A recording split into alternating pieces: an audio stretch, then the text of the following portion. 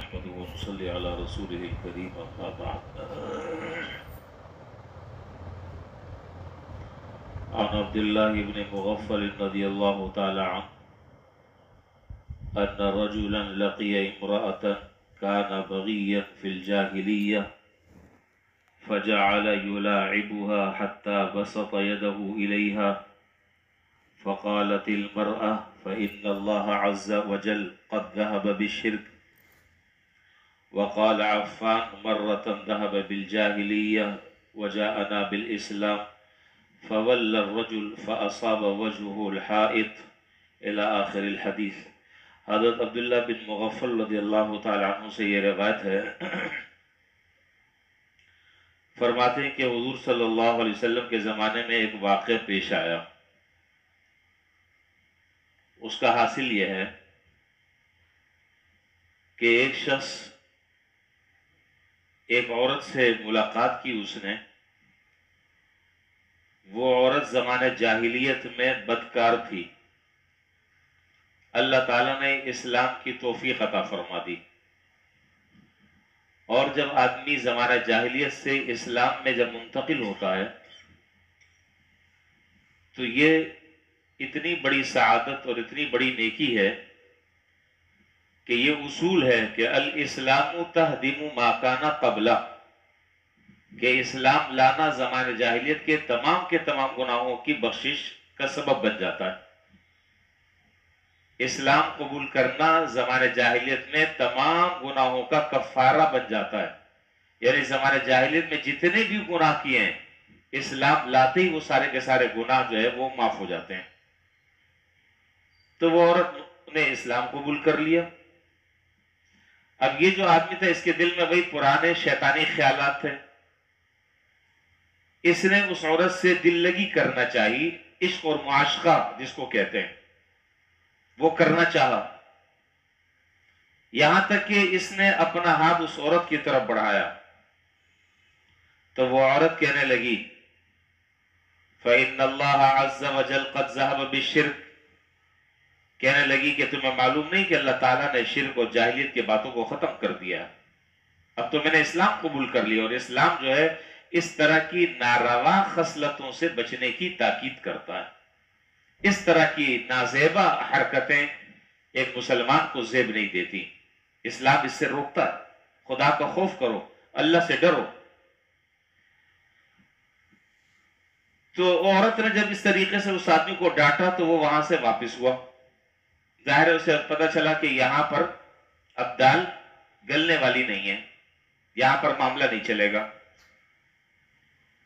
جب وہاں سے جانے لگا تو اتفاق سے ایسا ہوا کہ اس آدمی کا سر دیوار سے ٹکرایا اور یہ زخمی ہو گیا بے خیالی میں.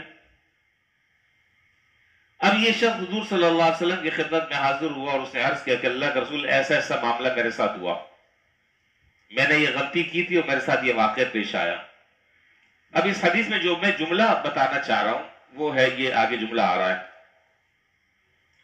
آپ نے فرمایا انت عبد اراد اللہ بک خیرا، انت عبد اراد اللہ بک خیرا، فرمایا کہ تم ایک ایسے آدمی ہو جس کے ساتھ اللہ تعالیٰ نے بہتری کا ارادہ فرمایا ہے.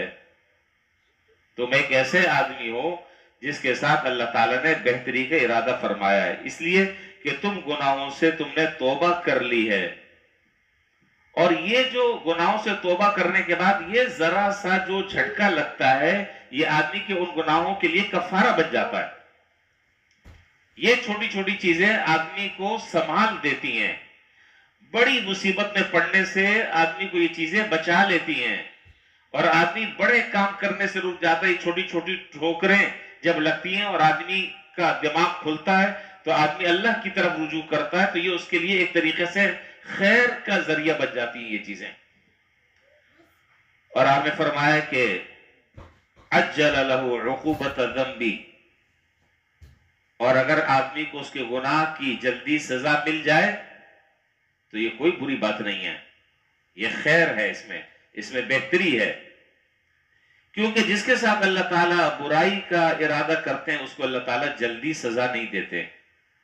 جملہ ذرا سا ذہن نشین فرما لیں جس کے ساتھ اللہ تعالیٰ برائی کا ارادہ کرتے ہیں اس کو جلدی سزا نہیں دیتے، اس کو مہلت دیتے رہتے ہیں، وہ اور بڑے جرائم کا اور گناہوں کا ارتکاب کرتا رہتا ہے۔ اور جس کے ساتھ اللہ تعالیٰ خیر کا ارادہ کرتے ہیں تو اللہ تعالیٰ فوراً اس کو سزا دیتے ہیں اور اس کو اپنی طرف متوجہ کر دیتے ہیں۔ فرمایا کہ جس کے ساتھ اللہ تعالیٰ برائی کا ارادہ کرتے ہیں اس کو جلدی سزا نہیں دیتے، یہاں تک کہ قیامت کے دن اس کو سزا بھگتنی ہوگی۔ اگر کسی مسلمان کو کوئی تکلیف پہنچی اور وہ اسے برداشت کر لیتا ہے تو یہ اس کے حق میں بہتر ہوتی ہے۔ ٹھوکر لگ گئی، کوئی حادثہ پیش آ گیا، کوئی نقصان ہو گیا، تو ان چیزوں میں بندے کے لیے بہتری ہے، بشرطے کہ ایمان موجود ہو، اور بعض مصیبتیں ایسی انسان کو اللہ تعالیٰ کی طرف سے پہنچتی ہیں کہ وہ مصیبتیں اس کے لیے گناہوں کا کفارہ بن جاتی ہیں، گناہوں کی معافی کا ذریعہ بن جاتی ہیں، اور اللہ تعالیٰ اس طریقے سے پاک اور صاف کر دیتے ہیں، دنیا سے اٹھا لیتے ہیں۔ اور بعض لوگ ایسے ہوتے ہیں کہ جن کے گناہوں کی صفائی برزخ میں ہوتی ہے، برزخ میں ان کے گناہوں کی آلودگی دور ہوتی ہے، اور پھر اللہ تعالیٰ انہیں صاف کر کر جنت میں داخل کر دیتے ہیں۔ اور بعض ایسے ہوتے ہیں کہ ان کا تزکیہ دوزخ میں ڈالنے سے ہوتا ہے، دوزخ میں اور آگ میں جب ڈالتے ہیں تو ان کے گناہ جو ہے وہ ختم ہوتے ہیں، اور پھر ان کا تزکیہ ہوتا ہے اور وہ صاف ستھرے ہوتے ہیں، پھر وہاں سے داخل کر کر اللہ تعالیٰ جنت میں داخل کر دیتے ہیں۔ یہ ایک آخری مرحلہ ہے۔ بہرحال حاصل حدیث کا یہی ہے کہ اگر کسی آدمی کو دنیا میں کوئی تکلیف پہنچی فوراً کسی گناہ کی وجہ سے، تو یہ تکلیف کا پہنچنا اس کے لیے اللہ تعالیٰ کی طرف سے خیر کا پیش خیمہ ہوتا ہے، اس کے گناہوں کی معافی کا یہ چیزیں سبب بن جاتی ہیں۔ اور کسی کو اگر اللہ تعالیٰ مہلت دے رہے ہیں، پکڑ نہیں رہے، تو اس کا مطلب یہ کہ اس کا معاملہ خطرناک ہے، اس کو مہلت مل رہی ہے، یہ اور چوڑا ہوتا چلا جا رہا ہے، اور چوڑا ہوتا چلا جا رہا ہے۔ اللہ تعالیٰ رسی کھلا چھوڑ رہا ہے، لیکن پھر جب پکڑتے ہیں پھر سنبھلنے کا موقع نہیں ملتا، پھر اگلی پچھلی ساری کسر جو ہے وہ پوری ہو جاتی ہے۔ اللہ تعالیٰ ہمیں سمجھنے کی اور اس پر عمل کی توفیق عطا فرمائے۔ وآخر دعوانا الحمدللہ رب العالمین۔